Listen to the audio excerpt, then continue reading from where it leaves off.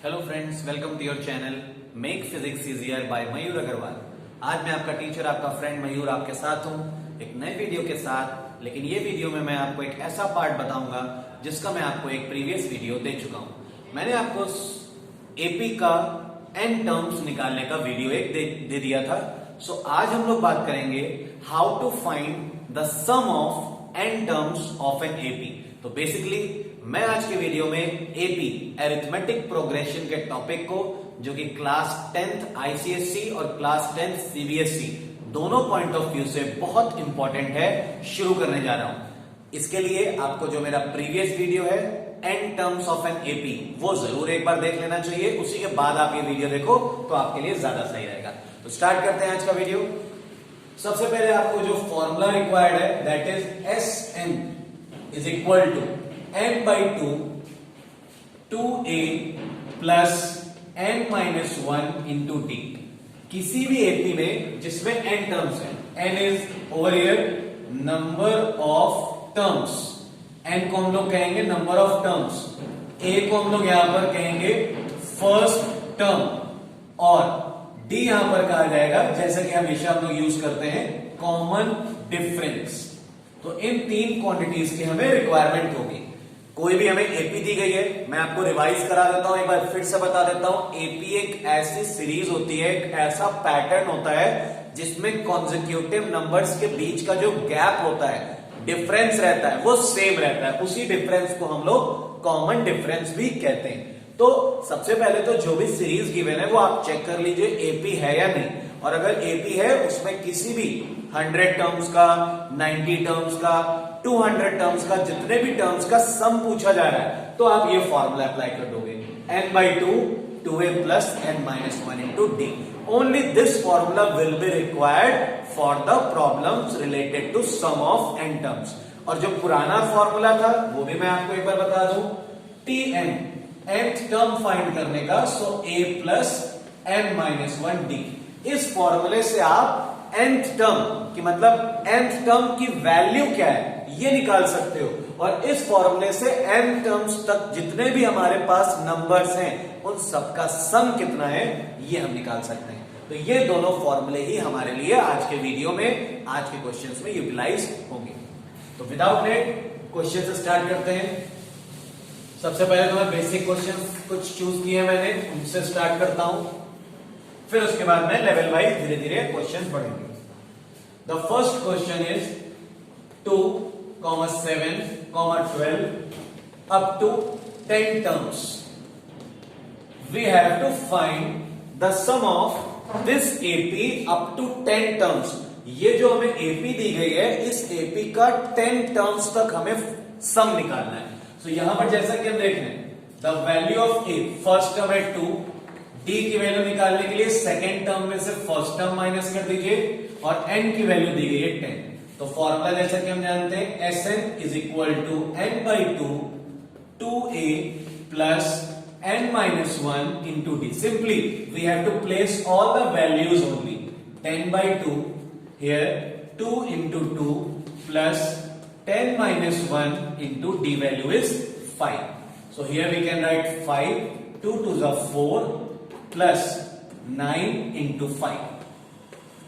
So again 5, 4 plus 9, 5 जब 45, 45 and 4 को आप जब ऐड करोगे तो 49 आएगा। 5 9 जब 45, 4 कैरी, 5 4 जब 28, 24। So 245 is the sum of these numbers up to 10 terms. जैसा कि आपने देखा, a की वैल्यू सबसे पहले निकाल ली, a का मतलब होता है फर्स्ट टर्म। फिर उसके बाद आपने कॉमन डिफरेंस निकाल लिया, सेकेंड टर्म में से फर्स्ट टर्म को माइनस करके, जो कि आया 5। और उसके बाद n, जितने टर्म्स तक हमें सम निकालना है। फॉर्मूला हम जानते हैं, n by 2 2a plus n minus 1d। तो 10 upon 2, a की वैल्यू 2 थी, दैट इज वाई 2 2 4, n के प्लेस पे अगेन 10, 10 minus 1 9 और d की वैल्यू 5। सो 9 5 जब 45, 45 and 4 the answer will be 49। और 49 का जब हम 5 से मल्टीप्लाई करेंगे तो 245। मतलब इन सभी नंबर्स का 10 टर्म्स तक जो सम है वो 245 है। तो ये थे टाइप 1 क्वेश्चंस। वेरी इजी, सिर्फ आपको फॉर्मूला याद रखना है और सारी वैल्यूज प्लेस कर देनी है। सेकेंड टाइप के क्वेश्चंस पर बढ़ते हैं। सेकेंड टाइप के क्वेश्चंस में हमें सीरीज दी गई है और हमें n नहीं पता है, 34 प्लस 32 प्लस 30 up to 10, this is the question. अब आपको ये एपी दी गई है 10 तक, यहां पे n पता नहीं है तो हम क्या कर सकते हैं, without n we can not apply the formula of Sn। So how it is possible to solve this type of question? So first of all let 10 is the nth term. सबसे पहले आपने ये लेट कर लिया, ये जो 10 है ये nth टर्म है। So what is the formula of nth term? a plus n minus 1 into D. So nth term is 10, a की वैल्यू है 34 प्लस n माइनस 1 और d की वैल्यू जो है, यहां से अगर हम d की वैल्यू निकालें 32 माइनस 34 कितना आ रहा है? -2। So the value of d is -2. So 10 is equal to 34 minus 2n and plus 2. So 10 is equal to 36 minus 2n. So we can write it as 2n is equal to 36 minus 10. 2n is equal to 26, n is equal to 30. इसका मतलब ये हुआ इस series में there are 13 terms. It means the value of n is 13. Now we can apply the formula for Sn. Sn is equal to n by 2, 2a plus n minus 1 into d. अब आप place कर दीजिए। So S13 is equal to 13 by 2, 2 into 34 plus 13 minus 1 और d की value -2। 13 by 2 solve हो नहीं सकता है, 34 टू जा 68 and minus 13 minus 1 12 and 12 two जा 24। सो 13 by 2 मल्टीप्लाई 8 4 6 में से 2 माइनस किया 4, 2 से उसको डिवाइड किया 22, 13 टू जा 26, 2 कैरी 13 टू जा 26, 26 and 2 28। सो जितने भी हमारे सामने ये टर्म्स लिखे हुए हैं अप टू 10, इन सभी का सम आ गया 286। तो इस तरह के क्वेश्चंस को मैंने लेवल 2 में रखा है। यहां पर सबसे पहले हमें जो लास्ट टर्म गिवन था उसे nth टर्म लेट करके n की वैल्यू पहले हमने फाइंड कर ली, और जैसे ही n की वैल्यू हमारे पास आ जाएगी हम उसकी हेल्प से n टर्म्स के सम का फॉर्मूला अप्लाई करके सम निकालेंगे। So these are the type 2 questions. Arithmetic progression is the most easy chapter of CBSE board and ICSE board, both students। लेकिन फिर भी स्टूडेंट्स इससे डरते इसलिए हैं क्योंकि उनमें जो कॉन्फिडेंस लेवल होना चाहिए आपका मैथ्स लगाने के लिए वो थोड़ा सा कम होता है, और वो आपका तभी इंक्रीज होगा जब आप बहुत सारी प्रैक्टिस करोगे। तो सिर्फ वीडियो वॉच कर लेने से और 2-4 क्वेश्चन लगा लेने से आपको टॉपिक पर कॉन्फिडेंस नहीं आएगा। तो मेरी बात मानिएगा, मेरी यही एडवाइस है आप सभी से, जितनी आप प्रैक्टिस करोगे किसी भी टॉपिक की उतना आप उसमें पक्के होते जाओगे। तो अगले टाइप में जो क्वेश्चन मैंने डिस्कस किया है वो डिसाइड किया है वो मैं लिखता हूं। थर्ड टाइप, ये थोड़ा सा वर्ड प्रॉब्लम टाइप का है। इसमें क्या लिखा हुआ है? First term of AP is 5, last term is 45 and some is 400। Find number of terms and common difference. ये हमारा एक लैंग्वेज वाला क्वेश्चन है, लेकिन हो गए उसी तरह बिल्कुल। तो इसलिए मैंने इसको टाइप 3 में रखा है। हमारे पास वैल्यू है ए की वैल्यू है 5, लास्ट टर्म को हम सपोज tn लिख लेते हैं, लास्ट टर्म की वैल्यू है 45 और उन्हीं टर्म्स का जो सम है वो है 400। ना ही हमारे पास नंबर ऑफ टर्म्स है और ना ही हमारे पास कॉमन डिफरेंस है। तो देखिए सबसे पहले tn के लिए जो फॉर्मूला होता है a plus n minus 1 into D. tn की वैल्यू 45, a की वैल्यू 5 और n minus 1 D as it is रखिए आप। So 45 minus 5 is equal to n minus 1 into D. तो यहां से वैल्यू आ रही है पूरे टर्म की 40। इसको कुछ अभी मत रिप्लेस करिए आप।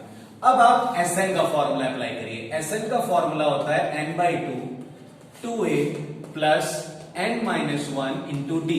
Sn की वैल्यू है 400 is equal to n by 2। a की वैल्यू है 5, सो 2 इंटू 5 प्लस, ध्यान दीजिए n-1d की वैल्यू कितनी है, ये 40, उसे पूरा उठाकर यहां पे रख दीजिए 40, सो 2 क्रॉस मल्टीप्लाई होकर इधर आ जाएगा 800 इज इक्वल टू n, 5 2 जा 10 plus 40, so 800 is equal to n into 50 divide हो जाएगा 800 upon 50 is equal to n, solve करेंगे तो n की वैल्यू आ जाएगी 16। इसका मतलब है ये जो एपी जिस क्वेश्चन की बात हो रही है, देयर आर 16 टर्म्स, n की इस वैल्यू को यहां पर लाकर रख देते हैं, 16 minus 1 into D, so 40 is equal to 15d, so the value for d is 40 upon 15। Solve करेंगे थोड़ा सा तो 5 8 जा 40, 5 3 जा 15, सो the value for d is 8/3। और आपको कभी ये घबराना नहीं कि ये कैसे हो गया कि d की वैल्यू फ्रैक्शन में क्यों आ रही है। मोस्ट प्रोबेबली d की वैल्यू हमेशा कंप्लीट नंबर्स में आती है, बात सच है, लेकिन इसका मतलब ये नहीं कि d की वैल्यू कभी भी फ्रैक्शन में आ नहीं सकती। कई स्टूडेंट्स को मैंने ऑब्जर्व किया है, अपने एक्सपीरियंस में आपको बात बता रहा हूं कि जैसे ही किसी भी क्वांटिटी का फ्रैक्शन में आंसर आता है, और ज्यादातर ऐसी क्वांटिटीज का जिनके कंप्लीट नंबर्स आने चाहिए, तो वो घबरा जाते हैं, उन्हें अपनी कैलकुलेशन पर ही कॉन्फिडेंस नहीं होता और उस क्वेश्चन को कट करके दोबारा से करने लगते हैं, तो टाइम वेस्ट भी होगा, और अगर दोबारा करने पर भी आंसर सेम आएगा तो आपका मोरल भी डाउन होगा। तो इससे अच्छा है कि आप एक बार में ही सही कैलकुलेशन करते हुए बहुत पेशेंट माइंड से अपनी कैलकुलेशन करिए, जिससे कि आपकी गलती होने के चांसेस कम से कम रहे। और यहां पर यही आंसर आएगा बिल्कुल सही, क्योंकि कोई भी ऐसी खास टफ कैलकुलेशन नहीं है जिससे हमें डर हो। तो इस तरह के क्वेश्चंस में देखा हमने दो इक्वेशंस बनेंगी, दो इक्वेशंस में से एक हमें हेल्प दे देगी, उसी हेल्प का यूज करेंगे हम दूसरी इक्वेशन में, वहां से हमें एक वेरिएबल मिल जाएगा n, और n को हम लोग पहली इक्वेशन में लगा के d निकालेंगे। तो ये थे टाइप 3 क्वेश्चंस। तो किसी भी क्वेश्चन में आप अपनी तरफ से डिसाइड नहीं करेंगे कि आंसर का फॉर्मेशन कैसे होगा, आंसर फ्रैक्शन में आ सकता है या नहीं आ सकता है।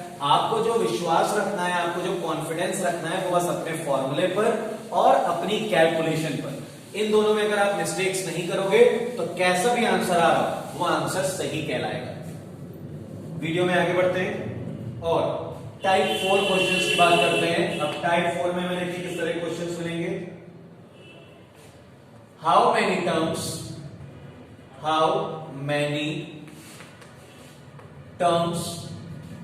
of AP 24, 21, 18 up to so on must be taken so that sum is 78।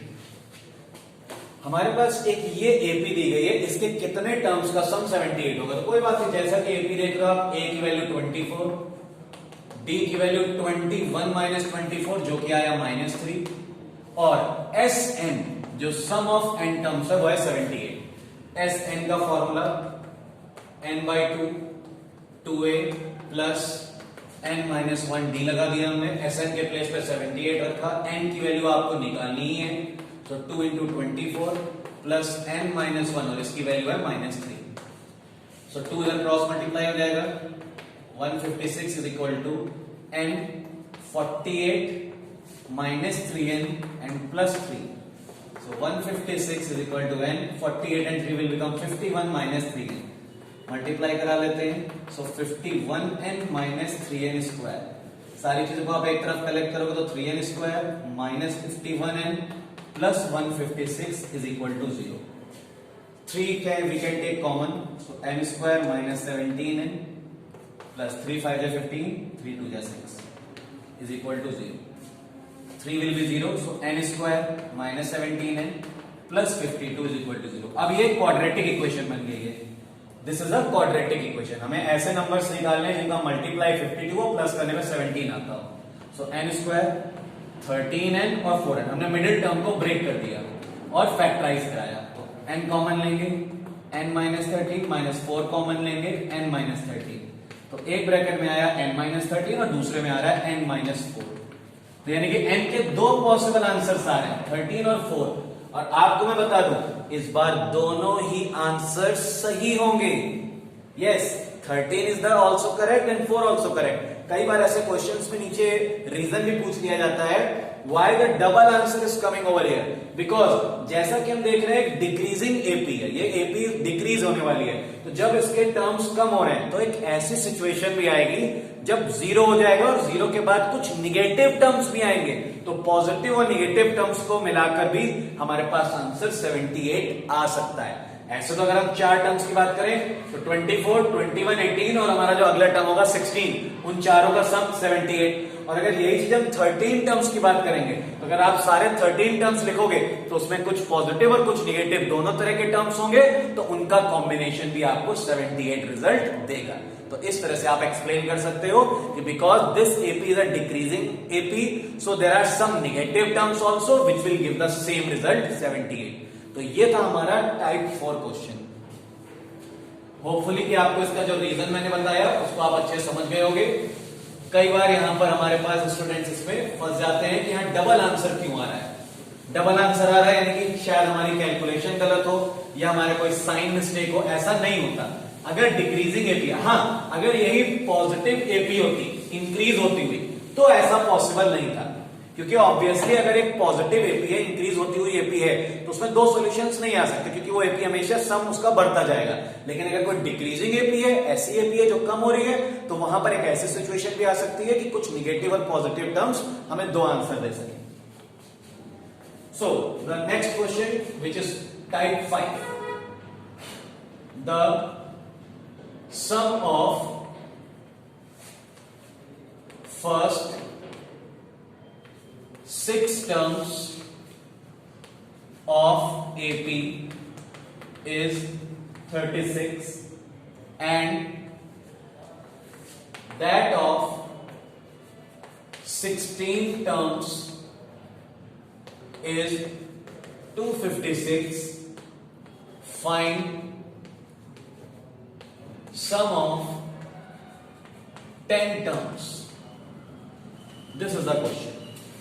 तो इसमें क्या करना है, हमें कुछ भी नहीं मालूम है, सिर्फ हमें पहली कंडीशन S6, मैं फॉर्मूला यहां पे डायरेक्टली लगा रहा हूं, 6/2 2a प्लस 6 - 1 इंटू d। तो इसे सॉल्व कराते हैं। S6 की वैल्यू यहां पे 36 दी गई है, सॉल्व कराओगे 3 आएगा, 2a प्लस 5d, 3 डिवाइड हो जाएगा, so 12 is equal to 2a plus 5d। ये एक इक्वेशन बन गई है और इसे हमने एक जगह लिख दिया। अगर हम सेकंड कंडीशन की बात करें S16, तो इसका फॉर्मूला बनेगा 16/2 2a plus 16 - 1 into d। S16 की वैल्यू होगी 256, यहां आ जाएगा 8 और यहां हो जाएगा 2a प्लस 15d। 8 से डिवाइड करेंगे, 8 3 जा 24 एंड 8 2 जा 16, 32 is equal to 2a plus 15d। अब हमारे पास देखिए दो साइमल्टेनियस इक्वेशंस है, दोनों को एक दूसरे के नीचे रख देते हैं। 2a plus 15d is equal to 32 and 2a plus 5d is equal to 12। Solve कराते हैं, सबट्रैक्ट होंगी दोनों इक्वेशंस, ये कैंसिल हो गया, 15 में से 5 माइनस किया तो 10d और 32 में 12 माइनस किया तो 20। यहां से अगर हम ऑब्जर्व करें तो d की वैल्यू आ रही है 2 और इस इक्वेशन में d की वैल्यू रख देते हैं। 12 is equal to 2a plus 5 into 2, so 12 is equal to 2a plus 10, so 2 is equal to 2a और a की वैल्यू आ रही है 1। अब हमारे पास फर्स्ट टर्म भी आ गया है, AP का कॉमन डिफरेंस भी आ गया है, n पता है हमें 10 टर्म्स का सम निकालना है। सो S10 is equal to 10/2, 2 into a की वैल्यू आई है 1 प्लस 10 - 1 into 2। सॉल्व करा लेते हैं, यह आएगा 5, यह आएगा 2, 10 - 1 9, 9 2 18, 18 into 20, so 25 is 100। इस तरह हमारे पास फाइनल आंसर आ गया, sum of 10 terms, first 10 terms is 100। तो इस तरह मैंने देखा कि दो कंडीशंस, दो अलग अलग कंडीशंस हमें गिवन थी। हमें सम ऑफ 6 टर्म्स गिवन था, एक इक्वेशन हमने उस फॉर्मूले से बनाई जब हमने फॉर्मूले में 6 रखा है n की वैल्यू, और एक इक्वेशन हमें गिवन है कि जब सम ऑफ 16 टर्म्स इज 256। दूसरी इक्वेशन वहां से फ्रेम की, दोनों साइमल्टेनियस इक्वेशंस को सॉल्व करके d की वैल्यू निकाल ली है, एक इक्वेशन में रख के a की वैल्यू निकाली, और जैसे ही हमें किसी भी सीरीज का a और d पता है, हम उसके सीरीज के कोई भी टर्म्स निकाल सकते हैं। तो ये था हमारा टाइप 5 क्वेश्चंस। अभी इस एपी टॉपिक में, सम ऑफ n टर्म्स टॉपिक में कुछ और भी इंपॉर्टेंट क्वेश्चंस हैं, वो मैं आपको अगली सीरीज में प्रोवाइड कराऊंगा। वीडियो वॉच करने के लिए थैंक यू, और चैनल को सब्सक्राइब, चैनल के सब्सक्राइब्स बढ़ाते रहिए। देखते रहिए चैनल को। आई होप सो कि एक दिन हम लोग लाइव क्लासेस भी बहुत ही जल्दी स्टार्ट करेंगे।